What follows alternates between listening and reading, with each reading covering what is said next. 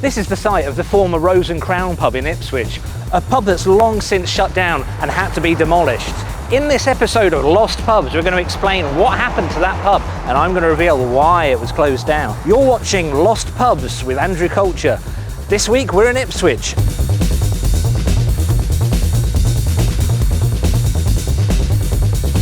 Another reason we included Ipswich in our Lost Pub series is we found a fantastic book written by somebody called David Kindred that lists lots and lots of details about the old pubs. If you want to buy this book, you can easily find it by just going to... This is the site of Lidl on London Road, near Hanford Road in Ipswich. This used to be the site of a pub called the Earl Kitchener, famous in Ipswich music folklore for being the place where a lot of bands rehearsed. One thing that the Earl Kitchener was famous for was it unusually for a pub had a bar in the centre. Now, also unusually for a pub, they didn't just sell beer. The centre aisle, as some people called it, also sold all kinds of strange things. At the Old Kitchener on the central aisle, you could buy horses' hooves, you could buy small replicas of the Elgin marbles, many interesting things, but no longer the Old Kitchener, now it's a Lidl. Ipswich has a proud history of pubs, like a lot of towns and big cities do. But Ipswich, there's something a little magical. Now we're here on Meredith Road in Ipswich, just off Norwich Road. And this is the site of what used to be the Safe Harbour, a pub famous for having completely ripped seats. Now, there were two brothers that were very well known in the Safe Harbour way back before it was this place. And they used to bring lots of eggs into the pub. Everybody loved it. Little did they know somebody had put a sacred legal covenant on the pub, dictating that whatever the land was used for in the future, it must sell eggs. And that's why, to this day, we have a Farm Foods selling eggs. At the peak of drinking culture in Ipswich, Ipswich allegedly had 365 pubs. That's one pub for every day of the year. But on leap years, everybody had to stay home and just dream about beer. This building was once the site of a pub called the Olan Mills.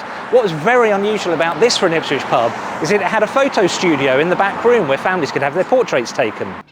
No idea what my number plate is. What's our number plate? This was the site of the Hare and Hounds, and that's a car driving past. The Hare and Hounds was famous for giving away wedding dresses sometimes. In fact, celebrated occasionally by people who were on stage. This pub on Norwich Road in Ipswich used to be a Tolly-Cobbold pub. As to what it was actually called, I'm afraid that's just lost to the mists of time. If you know what this pub was called, comment below. If you don't know, then what's your problem, eh? Hey?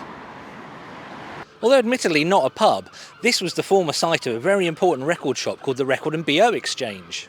And I'm sat where the till was. And this building was home to a venue called the Ice Bar. Not quite a pub, not very icy, definitely had a bar. Sport and storage! Prices from just £25 a week! Sorry. That's all right, man. £2.45?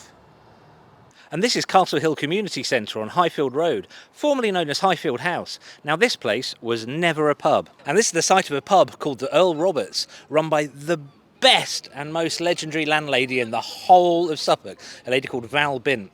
Now, this pub was demolished, and I'm going to show you what they replaced it with. Car parking spaces!